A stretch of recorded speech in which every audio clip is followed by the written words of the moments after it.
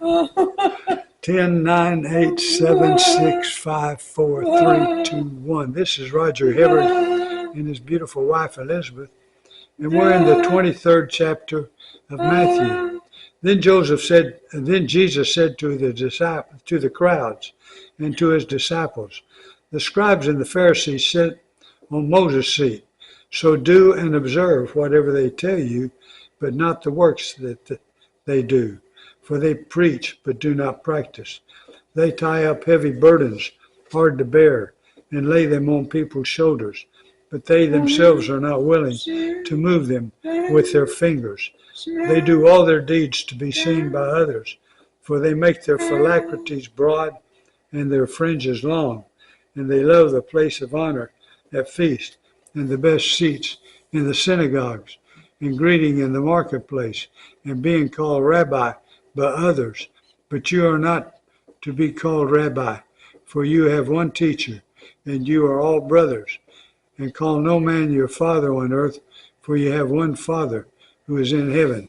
Neither be called instructors, for you have one instructor, the Christ. The greatest among you shall be servant. Whoever exalts himself will be humbled, and whoever humbles himself will be exalted. But woe to you, scribes and Pharisees, hypocrites, for you shut the kingdom of heaven in people's faces, for you neither enter yourselves nor allow those who would enter to go in. Woe to you, scribes and Pharisees, hypocrites, for you travel across sea and land to make a single proselyte, and when he becomes a proselyte, you make him twice as much a child of hell as yourselves.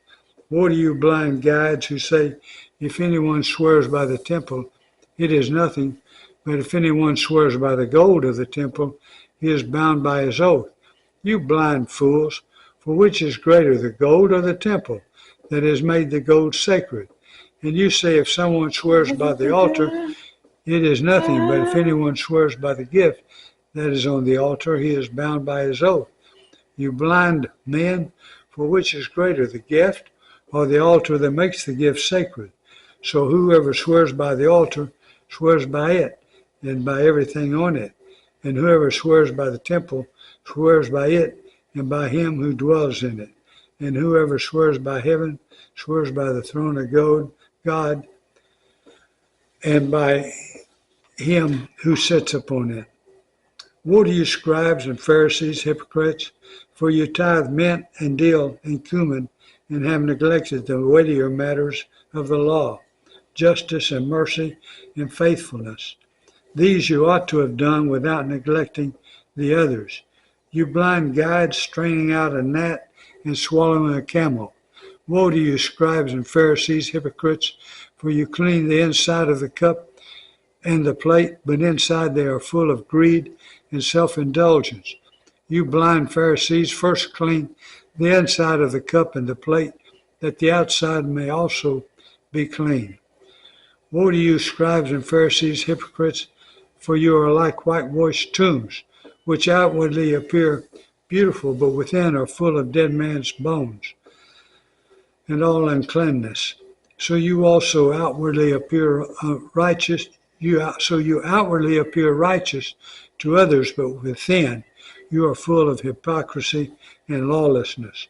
Woe to you, scribes and Pharisees, hypocrites, for you build the tomb of the prophets and decorate the monuments, the righteous, saying, if we had lived in the days of our fathers, we would have not taken part with him in the shedding the blood of the prophets. Thus you witness against yourselves that you are sons of those who murdered the prophets. Fill up then the measure of your fathers, you serpents, you brood of vipers. How are you to escape being sentenced to hell? Therefore I send you prophets and wise men and scribes, of whom you will kill, some of whom you will kill and crucify, and some you will flog in your synagogues and persecute from town to town, so that on you may come all the righteous blood shed on earth, from the blood of righteous Abel to the son of Zechariah, the son of Berechiah, whom you murdered between the sanctuary and the altar. Truly I say to you, all these things will come upon this generation. O Jerusalem, Jerusalem, the city that kills the prophets and stones those who are sent to it. How often would I have gathered your children together as a hen gathers her brood under her wings, and you were not willing. See, your house is left to you desolate.